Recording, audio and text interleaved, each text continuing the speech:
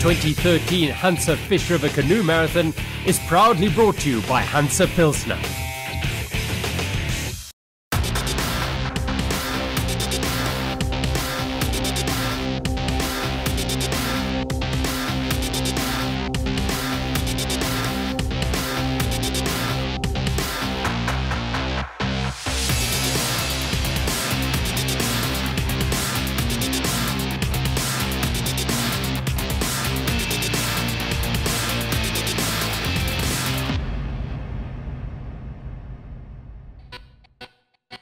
Well, as much as the paddlers are going to enjoy the paddling on day 2, they'll reflect back on a wonderful day 1 on the water and, of course, off the water, because what is the fish without a great party? And local man Tiens Jordan entertained them on the first evening.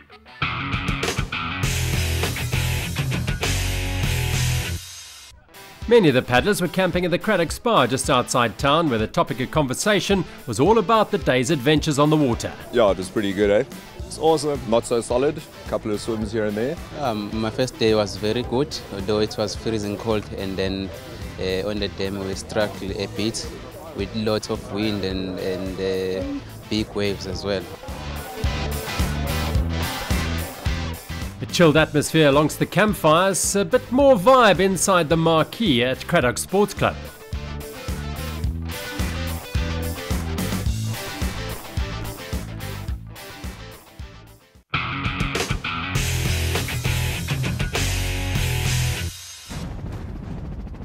Day 2 of the Hansa Fish River Canoe Marathon, and Hank McGregor and Grant van der Walt have a 4-minute lead as they head downstream from Knutsford to the finish at Craddock Sports Club. It's going to be a great day's racing. It's going to take some great paddling to beat this pair.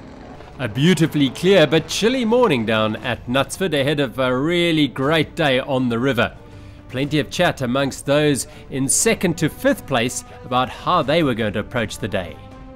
Len's pretty much got a very good strategy. It's go till you blow. So that's the plan. We'll see if we can catch up to 2nd. I know the German Czech crew, they coming from behind, they're looking very good, but we definitely won't be looking back. We've got our work cut out for us today. We've got Len and Greg about 45 seconds behind us, and another boat about 40 seconds behind them. So we're going to just try keep out in front and not let them catch us. And hopefully we'll, anything can go wrong at the front, so we're just going to try to keep the pressure on them and just we'll race the first 10Ks hard. Now let's join Dave McLeod to take us through an awesome day's racing.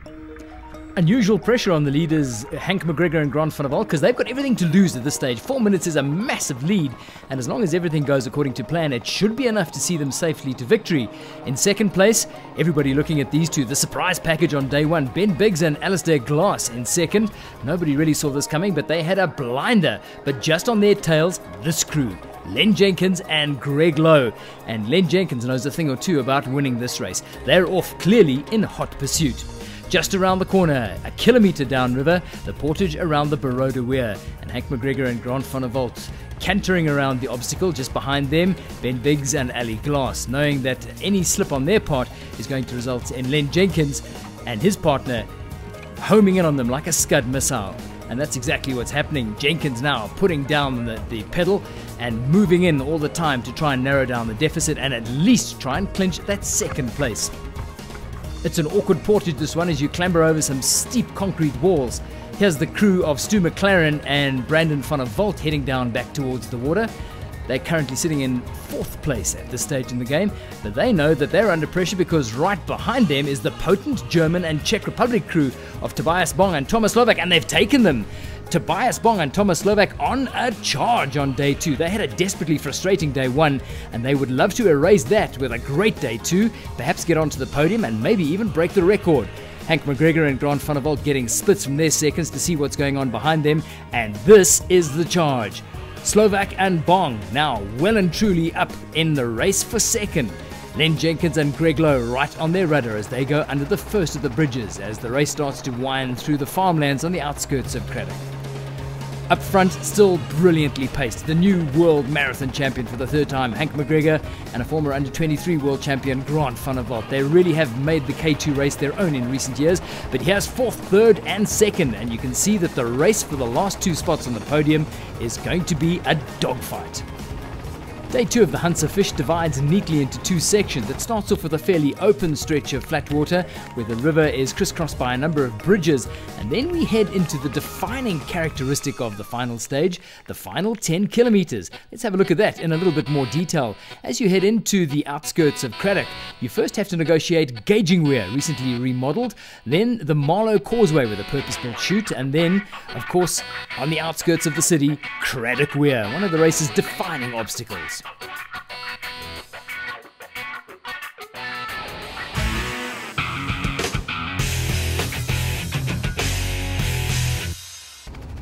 Into the final 10 Ks, and the leaders, Hank McGregor and Grant van der Walt, approached Gauging Weir. First boat down this, they like to take the central option, but it's such a well-schooled line this. McGregor easing the boat gently at a slight angle, not even a bump on the nose, and it's all smiles as they can tick off yet another potentially threatening obstacle. Just behind them in the race for second and third, it's Tobias Bong and Thomas Slovak going down the left-hand side, with just behind them the crew of Len Jenkins and Greg Lowe trying to stick to the chasing internationals like glue, because they know their chances of getting into the big prize money hinges on not letting them get away. Meanwhile, Ben Biggs and Ali Glass bounce safely down the left-hand side of Gauging Weir. They'd be more than happy right now if they'd been told at the start of the race that they were hanging on to 4th place. Second on day 2, it's been a great fish for them. Now, down the Marlow chute, Hank McGregor and Grant van der Walt slide effortlessly into the water. A correcting stroke, a slight pull to the left, and they are safely through it. And here come the charging internationals. In fact, the splits are telling them that they are posting the fastest time of the day so far. Then Jenkins and Greg Lowe sticking with them. Ben Biggs and Ali Glass sliding down Marlow chute. No trouble for them either. And then on the outskirts of Craddock, the massive Craddock Weir. Here comes Hank McGregor and Grant van der Walt. They ease over the apex. It's beautifully landed, probably the best that Hank's ever done, and he can afford a wry smile. Even a cheeky comment from Grant van der Walt, because they know that it's all over bar the shouting. They've still got that 4-minute lead intact, and they can canter home for a 4th victory. Now the charging Germans are posting a fantastic time, but here's Craddock Weir, and they've gone over at Craddock Weir. This will be desperately frustrating. It was an unbelievable charge on day 2, and as you can see, here come Len Jenkins and Greg Lowe. If they can land this, they'll almost certainly move into second. They do, and they get gifted 2nd place by the internationals, who are desperately trying to get their boat empty, grabbing a paddle drifting off downstream. Now they've got a race, and their boat is sinking. They've split the seams going over Craddock Weir, but let's not for a moment dilute from the great performance of Hank McGregor and Grant van der Walt. Yeah, no, Hank and I go really well together, and yeah, he drove superbly to down the river. I mean, his lines were perfect and all that, and yeah, we basically had a flawless race throughout the entire weekend, and yeah, just super stoked to get to Craddock first. Flawless indeed. Victory number 5 for Hank, 4 for this K2 combination. Slovak and Bong in 3rd, and Valentin Henard grabbing 6th in the end.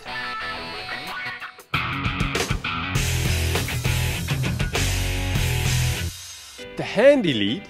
Happy with it? Yeah, no, we are happy to go into day 2 with that little extra buffer, but I mean, it can change very easily, so we're just going to give it our all from the start and push hard and hope to maintain our lead and not have any mishaps along the way.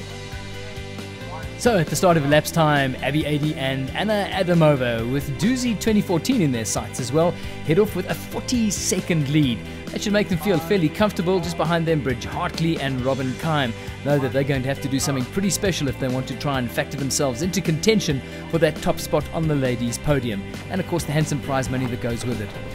The portage at Baroda Weir, and the gap remains exactly the same as the 2 girls quickly and efficiently clamber down the concrete sides and put back into the river as they head down into the middle section of the 36-kilometre final stage into Craddock. As they crisscross through the bridges, the splits they're getting from the seconds tell us that the split is remaining more or less the same. The first of the 3 weirs, it's Gauging Weir. Here comes Abby Adey and Anna Adamova down the left-hand side. Small twitch to the right, but Abby, a very competent river paddler, able to catch that one. There's Robin Kime with Bridget Hartley. They manage that perfectly as well. A little kick to the left keeps them in the flowing water. quick wry smile from Robin Kime. She enjoys mastering these sort of obstacles. The Marlow shoot. Here comes Abby Adey and Anna Adamova. Brilliantly handled, and they charge away. Their margin extending all the time now. Robin Kime sliding down the fish steps at Marlow and also able to paddle away. But the split she was getting as she heads into the Marlow sneak says that lead for Anna Adamova and Abby Adey was getting bigger and bigger all the time. Into the sneak they go, paddling quickly and effortlessly. They know that all they have to do is keep it together, zero risks, and you'll see exactly that in action here as they elect to run around Craddock Weir. They've got the time in the bank. It's no need to take any risks falling out here. They can paddle the remaining 4 kilometers into town. Meanwhile, behind them, Robin Kime and Bridge Hartley know that the lead is gone. They're going to give the Weir a try, and they swim, falling to the right. There's no real pressure from behind, so it's a low-risk option for them. They'll be frustrated that they couldn't land it. Robin Kime is one of the girls who's really keen to give these big obstacles a go wherever she can.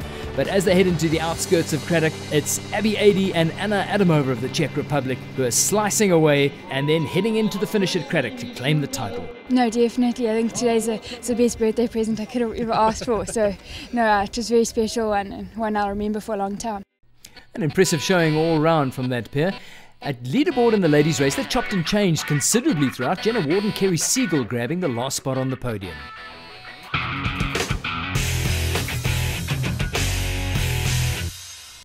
So with another edition of the Hansa Fish successfully under the belt, day 2 of the Hansa Fish 2013 will be remembered for the chilly weather. Paddlers hardly able to feel their fingers, but that didn't dilute from the fun for a moment. Pirates of the Fish River! Arr!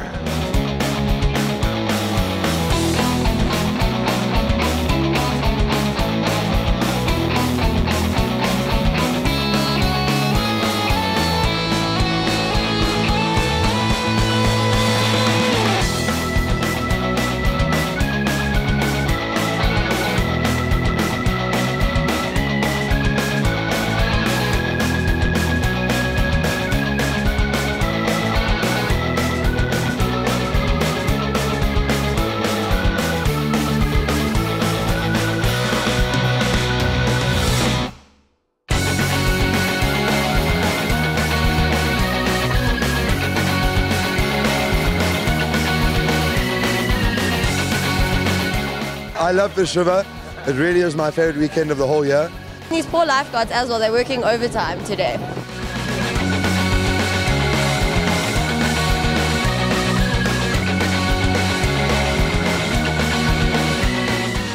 It was lots of fun. We love Hansa Fish! It was fantastic.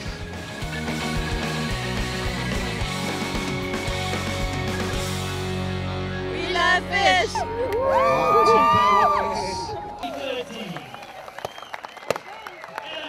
Well, another amazing performance by that world-class combination of Hank McGregor and Grant van der Walt as the 32nd edition of the Hansa Fish River Canoe Marathon comes to an end here, and Craddock says farewell until next year. The 2013 Hansa Fish River Canoe Marathon was proudly brought to you by Hansa Pilsner.